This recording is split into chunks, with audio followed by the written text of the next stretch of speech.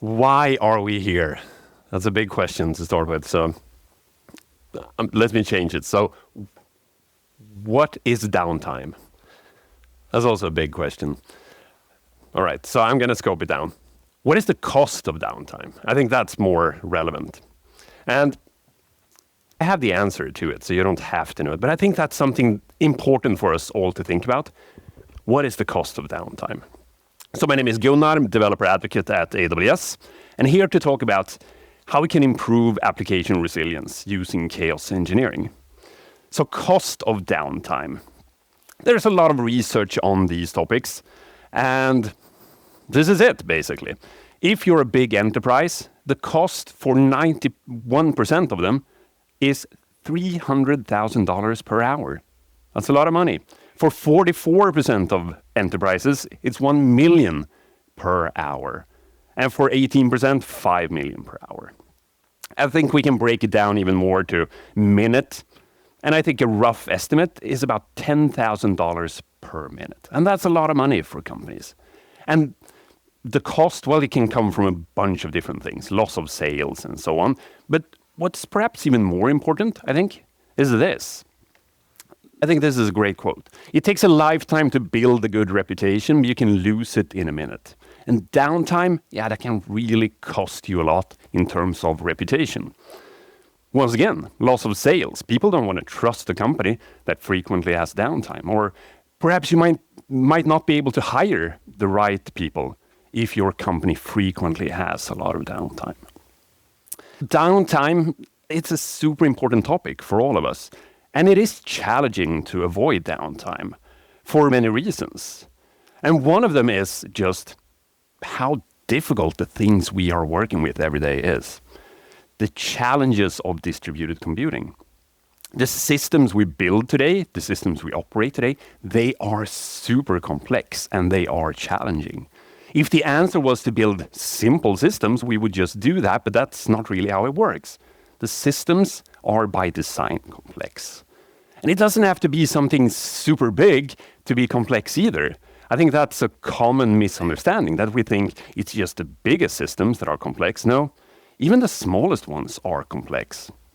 Just think about what's needed for a single message to go from a client, your browser, to that server somewhere in the data center, then get computed in some way and back to the client. That takes a lot of systems involved, all through the internet, to make that happen. So it is complex. And the thing is that downtime, it costs a lot. Can't really avoid downtime. I think that's something we just have to live with.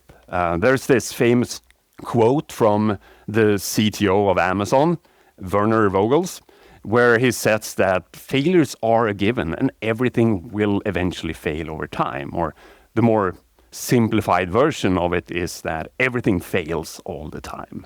And that is true. It's true at Amazon, it's true at AWS, and it's true at pretty much every other company. Things will fail.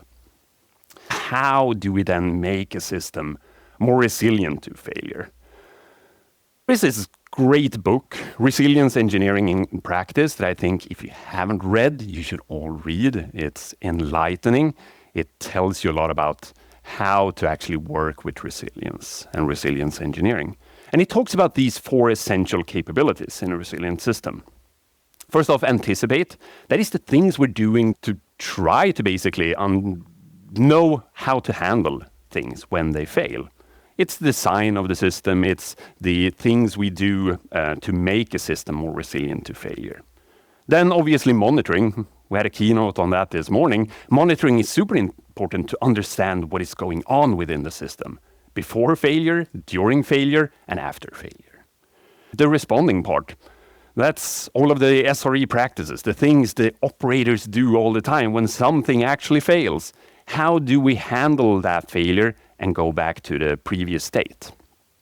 Then the most important one, in my opinion, is the learning part, where we look at what happened with the system, with the failure, and then we learn from that and improve the design of the system. We improve on code, we improve on practices, and so on, to be able to better tackle it next time. Because once again, we can't avoid failure, but we can do it better the next time. And at AWS, we've taken those 4 capabilities and we've looked at all of the thousands and thousands of customers that we have, all of the systems that we've built, and created our around resilience that we call the AWS Resilience Lifecycle framework. And we look at it as a continuous process where we then start off by looking at the objectives. Why do we need a resilient system? What is it actually we need? The business need, or perhaps the need of the people using the system, and so on. And then we design the system, implement it in a certain way. We come up with ways to evaluate and test the system. We then define how to operate the system.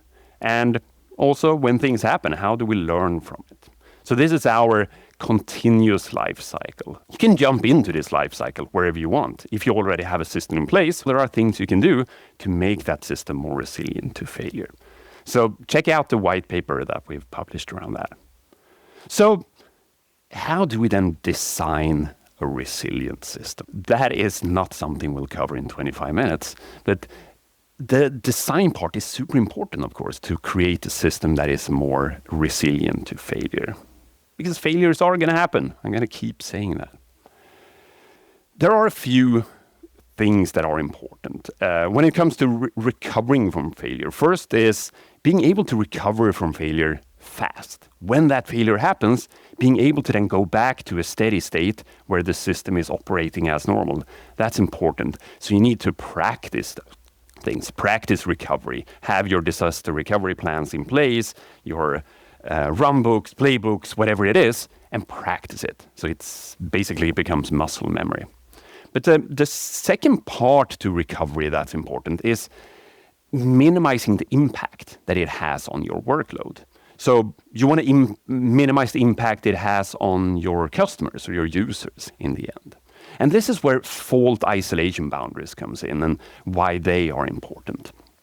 We can think of fault isolation boundaries like bulkheads in a boat. We have a big boat, and we then divide that boat into these different bulkheads. If the boat, let's say, hits an iceberg, it would then only fill up one of those bulkheads with water, and hopefully the ship won't sink. So this is the way we look at designing resilient architectures as well. We want to then minimize that blast radius of those failures, make sure that we have the smallest possible scope. And for us at AWS and other cloud providers, the most common isolation boundary, that is what we call regions, where we have our data center regions. And within each region, we have what we call availability zones, which is basically a set of data centers within that region that are isolated from each other. They're separate geographical locations, but still close enough to have that single-digit latency in between. So having that, it allows us to separate our workloads to create that isolation in between. And the typical way one would design it, and it usually looks something like this, where we build a system that is spread out across those availability zones within one specific region, meaning that if something happens to one availability zone, it shouldn't affect the entire application, it should just affect one of those zones. And then we are able to build a system that is able to withstand those types of failures. Way of doing this is what's called cells, where you limit the impact of a failure by using cells. So you basically take the same type of architecture that we had before, but you then break those down into separate cells like this. So one architecture like this is one cell. And then you can create multiple of those cells that are separate from each other, and they all have those isolation boundaries within them, but it also means that we can separate them from each other. And these can be divided into separate customers or types of divisions, meaning that if one cell is impacted, it won't affect the other cells. So we can have that isolation boundary once again. And another way that we look at isolation boundaries is something that we call control plane and data plane. So the control plane, that's usually the type of operations where you perhaps set up resources within an account. If we look at it from an AWS perspective, that would be, for instance, where you are spinning up a new EC2 instance, a virtual machine. Doing that action, it is a control plane action. And those are important to be able to do. But then we have the data plane operation, which is the actual running of that EC2 instance or that virtual machine. And that is something where reliability is important. We want to have that EC2 instance continuously run. And if there is some sort of failure, the important part is to have that data plane up and running consistently.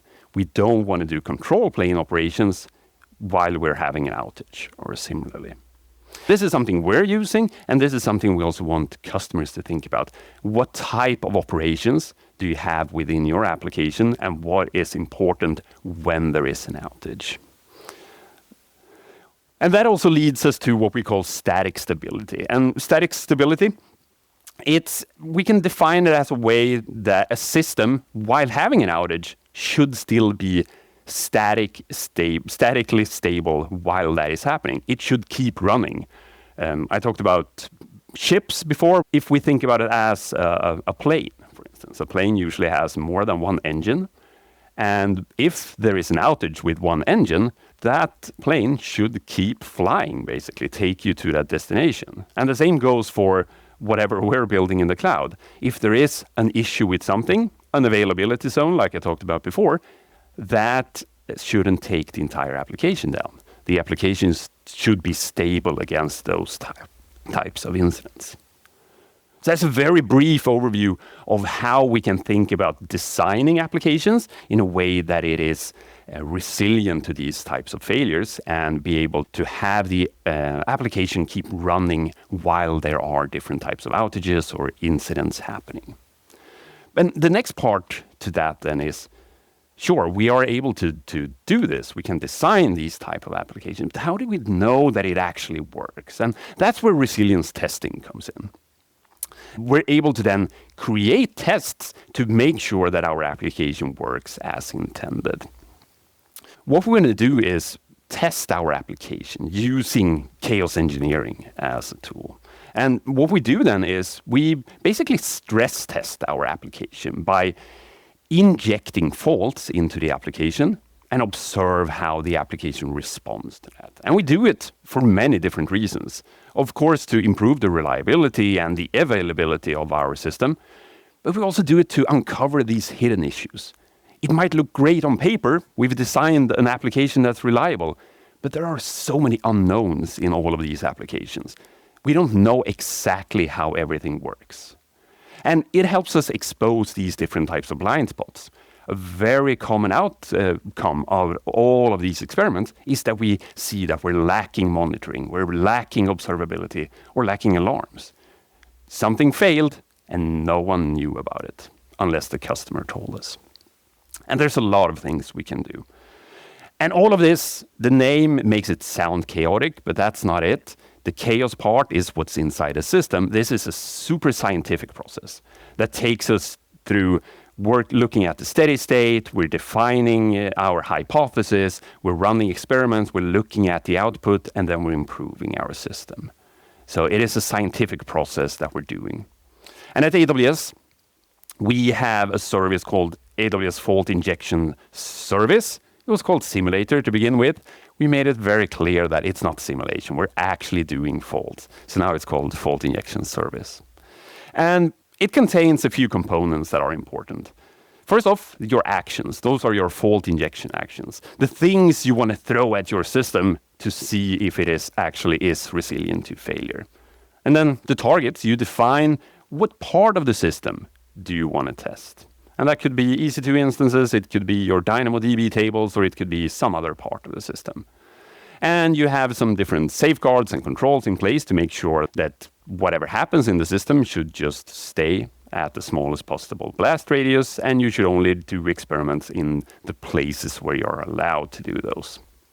So you take those components and put it in a template, and that is your experiment. And there's a bunch of targets you can use. I mentioned some, and this list keeps on growing. You can also create your own using Systems Manager, create your own books where you can create customized experiences as well. So let's look at this in practice then. So in this case, I have a sample app and just wanted to put some cute dogs on the screen. This is our pet adoption application, something that we're using for a few different examples. And this is a simple e-commerce-ish app. Like I said, even the smallest applications are today fairly complex in that we're using lots of different services. We are tying services together. They need to communicate with each other and so on. We're using some containers. We're using load balancers. We're using databases and so on. To begin with, let's create the first experiment to see how this would work. And what we have as part of this is autoscaling groups. So something we can do is to test that our autoscaling groups works as intended. If we have an instance that is terminated for some reason, it should automatically spin up a new instance to cover that for us. All right, so this is Resilience Hub and the fault injection service. So let's get to it. So the first thing I want to do is to create a new experiment template. And we can target an account or multiple accounts. So I'm just going to give it a description to terminate 50% of instances in my autoscaling group. The next step for me then is to add my actions. And this could be one or multiple actions within one template. So let's call it terminate instance, and I can then select for my action type, the terminate instances type. This is going to create a target for me as well. So if we look in the EC2 console, we can see that we have a couple of instances running across multiple availability zones. So let's target those. We can either target them directly by the ID, or we can use tags or filtering to find our targets. So I'm going to find resources using a tag. I've added a tag that says that they are experiment ready in my case. And I'm going to filter it to only running instances. There we go. And now I can select if I want to target all that's matching, or in my case, I want to target 50% of the instances. I need to select my role that allows me to run these experiments. And that's part of the safety feature that we can then make sure that we're only allowed to do certain things. I'm also adding a stop condition, meaning that if an alarm is triggered, it will automatically stop my experiment. That's part of the safety as well. So now with the template in place, I can now start looking at what would this actually do. So switching to the targets, I can now create a preview to begin with to see if I run this experiment, it would target this. And in my case, it will show up as one of those two instances, 50%. And that looks good. So now I can then start my experiment. And when I start the experiment, I need to confirm that I want to do it. And once again, this is actually doing my action, in this case, terminating an instance. So it is now running, and that's a quick action to terminate an instance. And if we look in the EC2 console again, we can see that one of the instances is being shut down and should fairly quickly be terminated. Now, if things work as intended, my autoscaling group should now spin up a new instance for me. Which is it is. It is now spinning up a third one that is running and is eventually going to be okay. And what I would do now is to also look, of course, on all of my monitoring, the observability, to make sure that the system works as intended during this, to see that my customers aren't affected. And that could be a learning for me. Maybe see that 2 instances isn't enough. So maybe I should have 3 instances as a minimum. If one goes terminated, I could still have 2 that's running until the third one is up again. So that's our first experiment. And then, based on my architecture, my knowledge, I would continue coming up with new experiments that we could run. So for instance, in this case, we know that we have DynamoDB as part of our architecture. And we believe that if we have issues with DynamoDB, it shouldn't affect the entire application. So we can create a new experiment based on that to basically test what happens if we have latency in DynamoDB. So I'm going to add a new experiment template. In this case, I'm going to add network latency to DynamoDB. So once again, just giving it a name and description. for adding an action. And in this case, we're going to do an action towards our that are running. And I'm going to use a network latency action. And this allows me to add delay. I'm going to go with the default, adding 200 milliseconds of delay to each call to DynamoDB. I'm going to run this for 10 minutes. We're not going to do that for real, but you would probably run your experiment for an extended period of time and measure the outcome of that. Now we'll save that. Then as a target, I'll just select specific resources, in this case, my ECS tasks. Here we go, my search service, and I'm going to run it on all of those. Once again, select the IAM role and add a stop condition. That is, if something goes wrong, if it triggers an alarm, it should automatically stop and roll back my experiment. So now I've created the experiment template, and we can then start the experiment. This will now start adding latency to all of the calls to DynamoDB in my architecture. And my hypothesis is that the application would still keep working. And once again, I would now look at the observability. I would look at how does this affect my application? Does it have any effect? So this is running. I'm in CloudWatch, just watching my dashboards. I can look at the alarms. Crossed, things keep working. But, oh no, something happened. And it turns out that it actually triggered an alarm. So now one of my alarms is in the alarm state. And that means that something didn't work as intended. But that then, since I have that as a stop condition, it's going to abort my experiment and roll back, stop that latency that I added. My application goes back to its steady state. That's an example of how we can then test things. If things doesn't work as intended, it will roll back, and we will then be able to investigate, learn more, what happened, why is DynamoDB so important in this case. That's been a bit tricky with this is that it's not always easy to do real-world experiments. I've done a few now that are fairly simple, straightforward, but things can quickly become a bit more complex. Let's say if I really want to try something like one availability zone goes down, that is a bit more tricky. Something we added recently is what we call scenario libraries. And those are like bigger scenarios that you can easily use. So you can select one of those, and we've predefined certain experiments and things that you can try. For instance, we have one for availability zone, power interruption, which then contains a bunch of actions that are there to simulate the effect of a bigger AC failure. If you look here, it has a bunch of different actions that will happen. It will fail over RDS, it will interrupt certain actions on APIs, it will not allow you to run compute, and so on. So we can target a specific availability zone, and it will then run all of these actions for us. And we are able to test something bigger, a bigger scenario in this case. And we can then add which ones we want to do. We've tagged certain resources with this, so I can now add all of these resources that I want to target. Quickly run through. I have these tags in place, and I can set how long I want this to run for. Let's run it for 10 minutes. And now we can save. These scenarios allows us to test things that perhaps was a bit more complicated to do in the test, and we will keep adding new scenarios as well to help you be able to do this. So then, once again, when we're done, we will then create the experiment template, and we are ready to try this scenario. Then the final thing I just wanted to show you is something that's been important for especially SREs operators.